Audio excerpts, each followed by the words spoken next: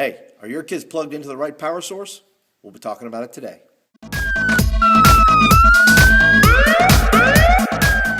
Hey everybody, welcome back to another episode of the Tuesday Panic. I'm your host, Paul Turner, and today you can tell that we are talking about power, and this here is a strip box, and I got this idea while I was teaching in Sunday school.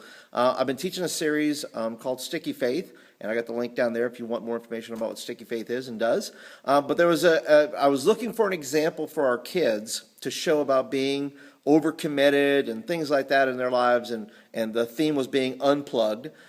So I went ahead and got a strip box here, as you can see, and the strip box represented all the things that they could be plugged into. So I had a bunch of stuff. I filled up all these slots. I did with the computer, I did phones, I did a saw that I had, represented work. We had coffee pots that represented home, things like that. So we had all these plugs there. But let me show you this, and this will help you here. What I did is I have down here, you can see here's a little outlet there. I did it right next to the outlet here. And so I had two choices I could do. Number one, I taught on one lesson, but this is actually broken into two parts, and I'll explain why in a second. So the first thing I did was, based on all the things that you're plugged into, how are you powering your life? How are you powering all those things? Because that's what a strip box does. A strip box gets plugged into a main power source and powers 8 or 10 different things that you want powered up at the same time. So what I did was I showed them the outlet. I got down here at the outlet and I put up just a little sign here, okay? And that sign says self, right?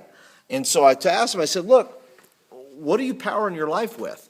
What's the main source you're plugged into? Are you really trying to power all these things all by yourself? Are you trying to power up work and school and home and social media and technology? You're trying to just pull from your own heart, your own life, to get the power to make it through those things.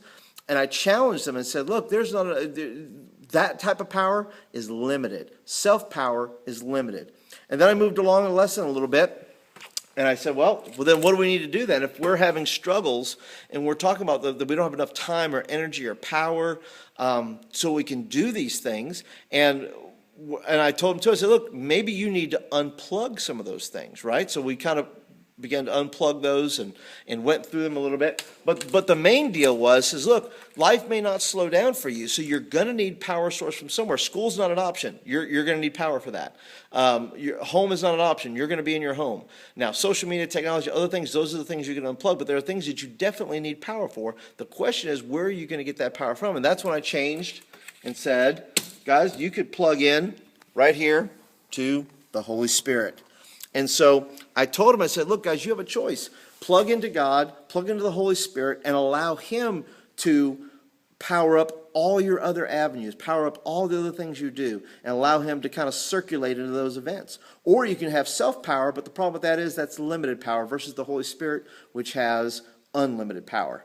Now, that's a simple lesson, something you can use with your group this week if you want. If you're interested, I have broken it down even further, and I've done it into a 2-part lesson. You can do it in one lesson or two. But this Friday, I'm giving it to all my subscribers on the Get It First Friday, and so I'll be including a free lesson there. If you're interested and you want to subscribe to the newsletter, you can pick up the whole lesson with scriptures, activities, how I do the breakdown, the teaching points, all that kind of stuff. If you just go to thediscipleproject.net, go there in the top right-hand corner of the website. You can see a little box there that says Get It First, and if you subscribe there, it will be in your box come this Friday. So thank you for joining me today for the Tuesday Panic. I hope you've learned a little bit, and you have now a tool and a resource to use with your group, with your small group, and we will see you next time on the Tuesday Panic. Have a great week, everybody. Bye.